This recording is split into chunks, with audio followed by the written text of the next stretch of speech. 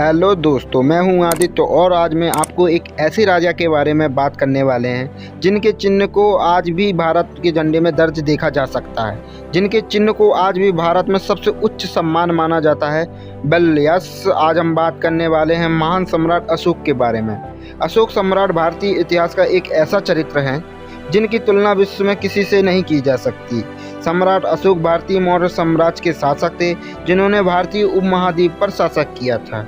इनका पूरा नाम अशोक बिंदुसार मौर्य था। इनका जन्म पाटलिपुत्र में 304 ईसा पूर्व में हुआ था। इनके पिता का नाम राजा बिंदुसार अशोक मौर्य और माता सुभद्रांगी के बेटे के रूप में जन्म लिया। चंद्रगुप्त मौर्य के पोते के रूप में जन्म लिया। इन्हें दूसरे नाम से भी बुलाया जाता था, देवांशी अशोक मौर्य, यानी राजा प्रियदर्शी या देवताओं का प्रिय।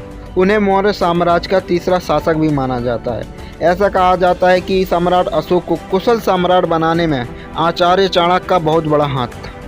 अल्प आयु में ही उन्होंने लड़ने के गुण दिखाई देने लगे थे, इसीलिए उन्हें शाही प्रशिक्षण दिया गया। ये उच्च श्रेणी की शिकारी भी कहलाते हैं। उन्होंने केवल एक लकड़ी की छड़ी से शेर का शिकार किया था।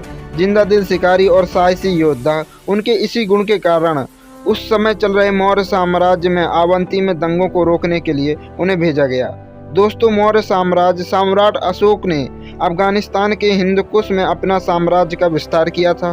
उनके साम्राज्य की राजधानी पाटलिपुत्र, जो कि आज का बिहार है, और उपराजधानी तक्षशिला और उज्जैन थी। सम्राट अशोक ने खुद को कुशल प्रशासक प्रसिद्ध करते हुए 3 साल में ही राज्य में शांति स्थापित की और साथ में ही विज्ञान ने तरक्की की। उन्होंने धर्म पर इतना जोर दिया कि प्रजा ईमानदारी के रास्ते पर चलने लगी। चोरी चकारी और लूटपाट की घटना बिल्कुल कम ही हो गई। अशोक घोर मानववादी थे, रात दिन जनता की भलाई के बारे में सोचते रहते थे। उन्होंने विशाल साम्राज्य में होने वाली घटना की जानकारी रहती थी।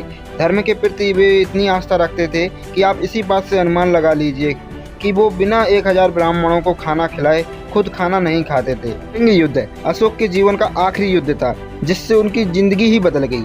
अशोक ने कलिंग युद्ध के खिलाफ विध्वंसकारी युद्ध की घोषणा कर दी थी। उन्होंने कलिंग पर जीत हासिल की। इससे पहले उनके किसी भी पूर्वज ने ऐसा नहीं किया था। युद्ध में कई लोगों की मृत्यु होने के बाद अशोक सम्राट ने बौद्ध धर्म को अपना लिया। कहा जाता है कि अशोक के कलिंग युद्ध में 1 लाख लोगों की मृत्यु हुई थी और 1.5 लाख लोग लगभग घायल हुए थे। इस युद्ध में हुए भारी रक्तपात ने उन्हें हिलाकर रख दिया था। उन्होंने सोचा ये सब लालच का दुष्परिणाम है और फिर जीवन में युद्ध न करने का प्रण लिया। इसके बाद अशोक ने धर्म परिवर्तन का मन बना लिया। उन्होंने बौद्ध धर्म अपना लिया और अहिंसा के पुजारी हो गए। बाद में उन्होंने पूरी एशिया में बौद्ध धर्म के प्रचार के लिए स्तंभों और मूर्तियों का निर्माण करवा दिया। सम्राट अशोक के अनुसार बौद्ध धर्म सामाजिक नैतिकता एकता वाला धर्म था।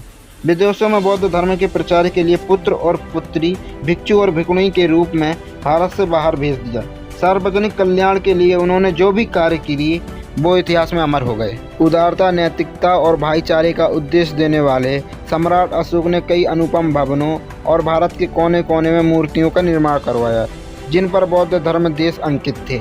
अशोक का राष्ट्रीय चिन्ह अशोक चक्र और शेर की त्रिमूर्ति भी अशोक महान की देन है। ये कृतियाँ अशोक निर्मित स्तंभों और मूर्तियों पर अंकित हैं। सम्राट अशोक का अशोक चक्र, जिसे धर्म चक्र भी कहा जाता है, आज वो भारतीय गणराज्य के तिरंगे के बीच में दिखाई देता है।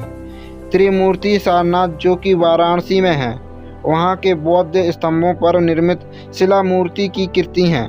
अशोक शब्द का अर्थ दर्द रहित या चिंता मुक्त होता है। कहते हैं कि अशोक का नाम अशोक के पेड़ से लिया गया था।